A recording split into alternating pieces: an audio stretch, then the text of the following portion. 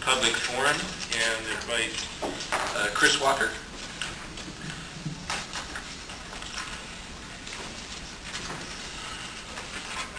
And again, for the benefit of our new board members, the public forum, which I mentioned, is not a requirement on our part, but a preference for us to hear from individuals who care to address the board. I do ask that each person interested in speaking to the board try to limit their comments to 3 minutes. Good morning, Chris. Morning. I'm wondering if there's a way to streamline the 7-day lift pass, not the 7-day, 1 week pass into both bus and lift, because if you know, my situation is I brought a 14-day pass 2 weeks ago today. Expires today. I still need 7 days worth of travel. Not necessarily 7 days. I don't use it all 7 days, but just I usually buy a monthly pass, but wasn't traveling much in the beginning of the month. And just wondering if there's a way to do that so that there's a better way for people to afford, you know, the passes, or if like say I get it on the 12th, it's still good for the rest of the month instead of just 14 days. Take a look. We've generally kept the lift pass separate from the regular fixed route pass, but let's take a look. The 14-day or the half month has been just easy way to be able to kind of manage that. But we'll take a look, Chris, on that for somebody, particularly as you, who is going either back and forth between lift and fixed route, or is using it only occasionally in some part of the month, but maybe wants it for another. Don't know what can be done, but we'll take a look. And then one more, some of the lift buses, the seats on the buses, the newer style buses are like, they're so close that it's hard to be able to fit in between them. And so I'm wondering if there's some modifications that can be made. Some are fine, some of the new ones are fine, but I've been on other ones that are, it's just really tight, so. You're in Washington County, aren't you? Yes. So you get some of the 29, the newest buses. Yes. I didn't think there was any difference on it, but my guess is we're not going to look at Josh. My guess is we're going to modify existing buses, but let's take a look for design for any new bus purchases. See if we can do something.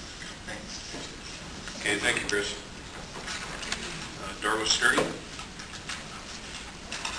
Good morning, Ms. Sturdy. Good morning. I've got some copies that I brought with you today, just in case you didn't have them. Because you knew that you passed them out. I don't know if you got those. Good morning to the board and Mr. President and to the new people in the committee. Since you are new, I'm just going to kind of give you just a brief of who I am. My name is Darla Sturdy. My son was killed by light rail in 2003, and he was 16.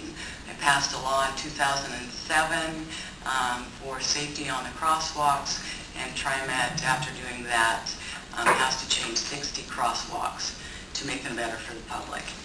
I've worked with TriMet and the legislation and believe that TriMet's culture of safety needs to be changed. So that kind of gives you a little bit of an overview of who I am. I'm confused about Fred Hansen's letter dated March 2nd, 2010 that was addressed to the City of Gresham, Mayor Bemis, and myself. These are the letters that you're getting right now, the one from the city and the one from Fred. Fred Hansen indicated in this letter that TriMet initiated the 2009 accident review process by an independent. Let me clarify the actual chain of events. My safety expert and myself met with Rick Metzger and demanded movement on the TriMet safety culture and practices. Senator Rick Metzger arranged the meeting for us. TriMet was opposed to this meeting, but they finally took it. We had a meeting, although they were opposed to listening, and we did agree.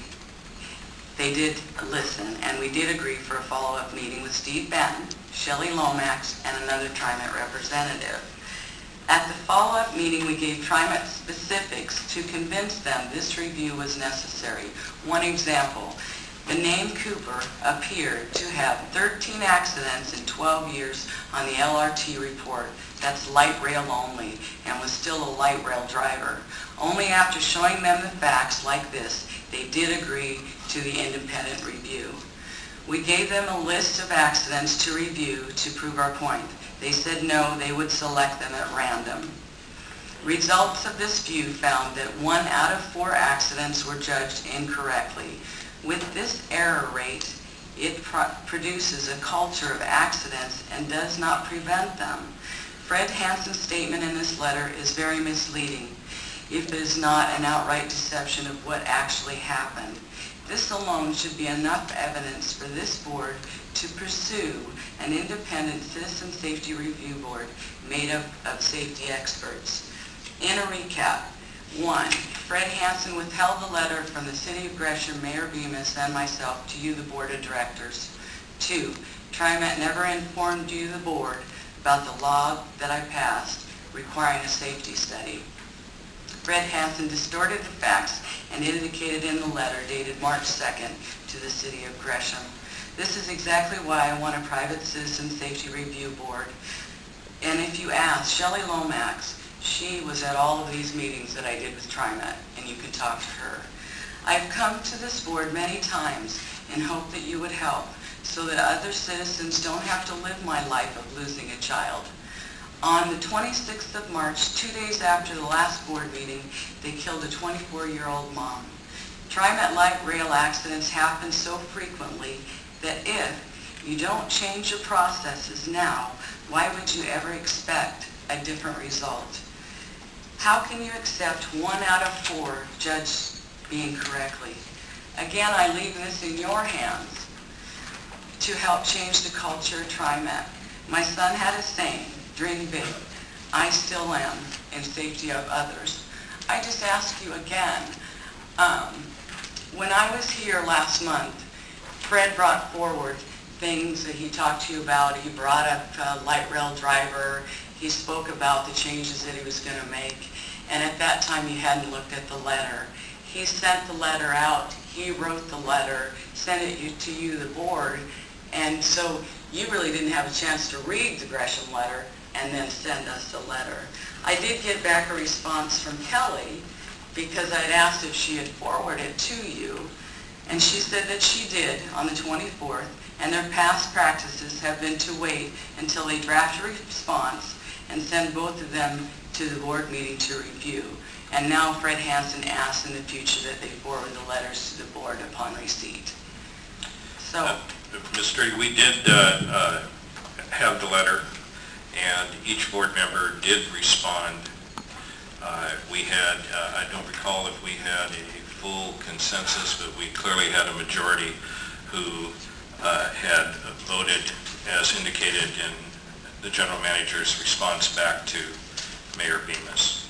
so after he wrote the letter and he sent it to you and you guys read the letter, that's the decision that you've made, is to just... After we read your letter and Mayor Bemis's letter, and each of us replied to the general manager with our comments on that, he then penned this letter back on all of our behalf. So I realize, I mean, this is a very tragic situation. I'm totally sympathetic, but you have appeared before us. You have made a difference in a lot of people's thinking, and at this point, this has been the conclusion of the board regarding a public review committee.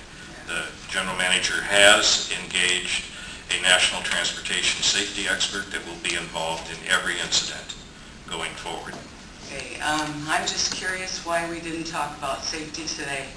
Why the lady that got killed between the board members. Ms. Sturdy, this isn't the type of forum where we can sit and debate. We understand that this is an enormous burden. It's a burden on us as well, but we're making the best decision that we think we can.